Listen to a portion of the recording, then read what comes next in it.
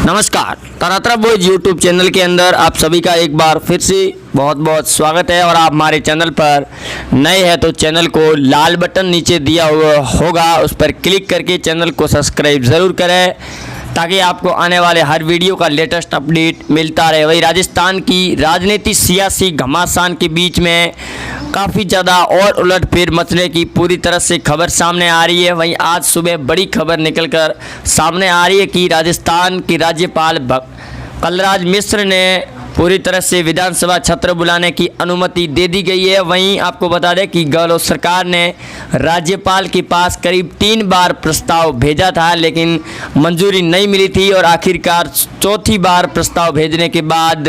राज्यपाल ने इसकी मंजूरी दी है। वहीं 14 अगस्त को विधानसभा का सत्र बुलाया जाएगा, जिसके अंदर सोशल डिस्टेंस की पूरी तरह से पालना की जाएगी और फ्लोर टेस्ट की भी घोषणा कर दी गई है कांग्रेस सरकार को लेकर। वहीं सीएम अशोक गहलोत ने यह भी बयान दिया है कि अगर बगावत कर चुके विधायक और सचिन पायलट हाईकमान से अगर माफ़ी मांग ले तो हाईकमान का जो निर्देश और आदेश होगा उसे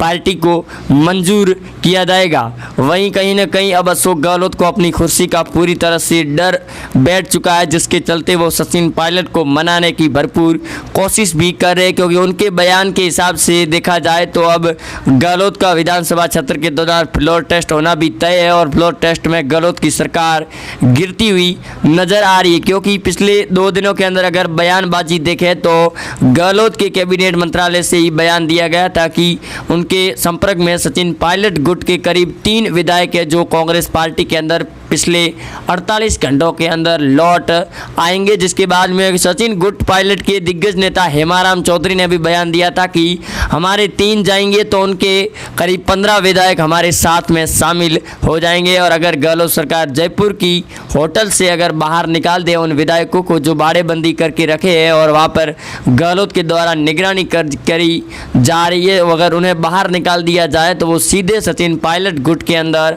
शामिल हो जाएंगी। जिसके बाद में गहलोत सरकार काफ़ी ज़्यादा अब षड्यंत्र के अंदर फंसती हुई नजर आ रही है। दूसरी तरफ एक बार याचिका सुप्रीम कोर्ट और हाई कोर्ट के अंदर वापस ले ली गई है, लेकिन अब फिर से विधानसभा स्पीकर सीपी जोशी ने सचिन पायलट और हाई कोर्ट के खिलाफ में सुप्रीम कोर्ट के अंदर याचिका को दाखिल किया गया है विधानसभा स्पीकर के द्वारा। लेकिन अब पूरी तरह से राज्यपाल ने भी सख्ती का रुख अपना दिया है, क्योंकि पिछले दिनों के अंदर ही गहलोत सरकार और गहलोत के जो मंत्री थे उन्होंने राज्यपाल के खिलाफ में मोर्चा खोला था और ट्विटर पर कैंपेन भी चला रखा था कि राज्यपाल केंद्र सरकार के दबाव और केंद्र की कठपुतली बनकर नच रहे हैं और जब तक नाच और डांस कर रही है इसके बाद में ही साफ होगा कि वो कब तक नाच करते हैं और हम अपनी सरकार राजस्थान में बचा कर ही रहेंगे। लेकिन अशोक गहलोत ने जब आज और कल जो बयान दिया था कि प्रदेश अध्यक्ष गोविंद सिंह डोटासरा ने जब अपना पदभार ग्रहण किया उस समय उन्होंने बयान दिया था कि अगर पायलट गुट के सभी विधायक हाईकमान से माफ़ी मांगकर कांग्रेस के अंदर शामिल हो जाए तो पार्टी का जो निर्णय होगा वो सभी नेताओं को मंजूर किया जाएगा। लेकिन गहलोत और सचिन पायलट के बीच में पहले से ही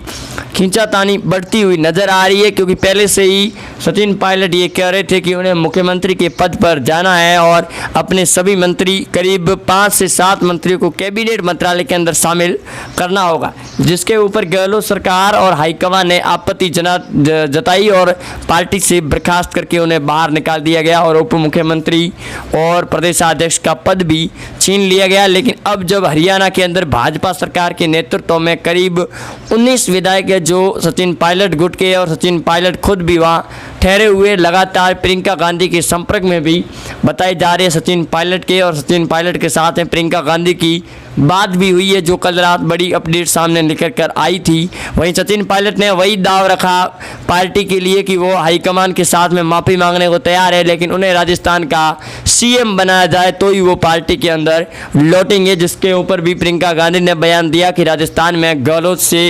सचिन पायलट ऊपर नहीं है और राजस्थान ही नहीं बल्कि कई राज्यों के अंदर गहलोत और अशोक गहलोत की राजनीतिक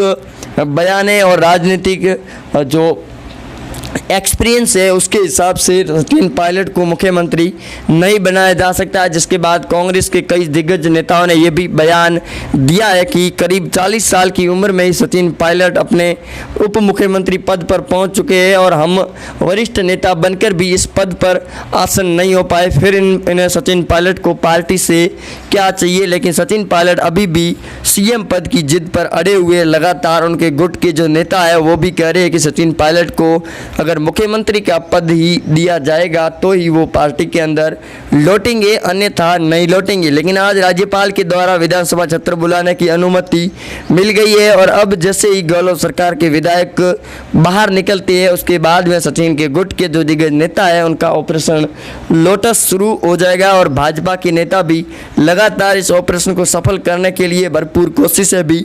कर रहे हैं। वहीं भाजपा का ये भी दावा है कि अगर सचिन पायलट करीब 38 विधायकों के साथ में भाजपा के अंदर शामिल हो जाते हैं तो फिर राजस्थान में सचिन पायलट को मुख्यमंत्री का पद भी दिया जाएगा भाजपा पार्टी के अंदर और सीएम पद पर नियुक्त कर दिया जाएगा। लेकिन फिलहाल में जो सस्पेंस बना हुआ है इसके ऊपर गहलोत सरकार काफ़ी ज़्यादा फंसी हुई नज़र आ रही है और अब गहलोत सरकार लगातार इस दाव पेच को खेल रही है कि सचिन पायलट को फिर से शामिल कर दिया जाए। लेकिन गहलोत के सामने ही विधानसभा स्पीकर ने जब याचिका सुप्रीम कोर्ट के अंदर दाखिल कर दी है और एक बार याचिका को खारिज और वापस भी ले लिया गया है, वहीं कांग्रेस के वरिष्ठ नेता और वकील कपिल सिब्बल ने इस याचिका पर अपने बयान रखे थे। लेकिन हाईकोर्ट और सुप्रीम कोर्ट के अंदर बड़ा झटका दे दिया गया था कांग्रेस पार्टी को। लेकिन अब फिर से सुनवाई की जाएगी हाईकोर्ट के अंदर सचिन पायलट गुट को लेकर, क्योंकि पहले से ही सचिन पायलट के ऊपर जो अयोग्य कार्रवाई की गई थी इसके ऊपर हाईकोर्ट ने स्टे भी लगा दिया गया। अब भाजपा पार्टी लगातार दाव पेच भी खेल रही है, लेकिन राज्यपाल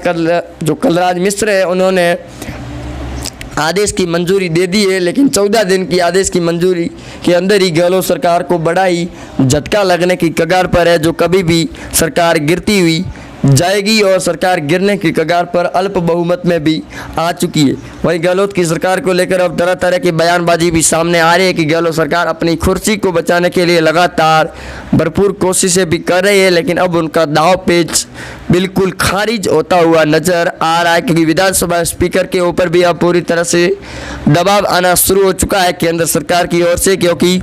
बीएसपी के जो 3 विधायक थे वो पार्टी को छोड़कर कांग्रेस के अंदर शामिल हुए थे, तो उनके ऊपर विधानसभा स्पीकर ने कोई कार्रवाई या फिर कोई नोटिस नहीं दिया था, जिसके बाद भाजपा पार्टी ने रुख तेज करते हुए विधानसभा स्पीकर पर ही याचिका दायर कर ली गई थी सुप्रीम हाई कोर्ट के अंदर कि अगर वो विधायक शामिल हो सकते हैं तो फिर सचिन पायलट के गुट के भी नेता भाजपा पार्टी के अंदर शामिल हो सकते हैं, उन पर भी कोई कार्रवाई नहीं की जाएगी, क्योंकि अगर बहुजन समाज पार्टी के भी शामिल हुए कांग्रेस में उन पर कार्रवाई नहीं हुई थी। वहीं बीटीपी के विधायकों का भी कहना है कि राज्य के अंदर गहलोत की सरकार अल्प बहुमत के अंदर है और विधानसभा स्पीकर के सामने अगर विधानसभा सत्र के दौरान फ्लोर टेस्ट की घोषणा होती है तो पार्टी ने पहले से ही आदेश जारी करके रखा है कि उनके खिलाफ में वोटिंग करे, ताकि अल्प बहुमत के अंदर सरकार गिरकर भाजपा की नई सरकार बन जाए। और भाजपा पूरी तरह से बीटीपी के विधायकों को समर्थन भी दे रही है। दूसरी तरफ सचिन पायलट और वसुंधरा राजे लगातार इस ऑपरेशन को सफल करने के लिए पूरी कोशिशें भी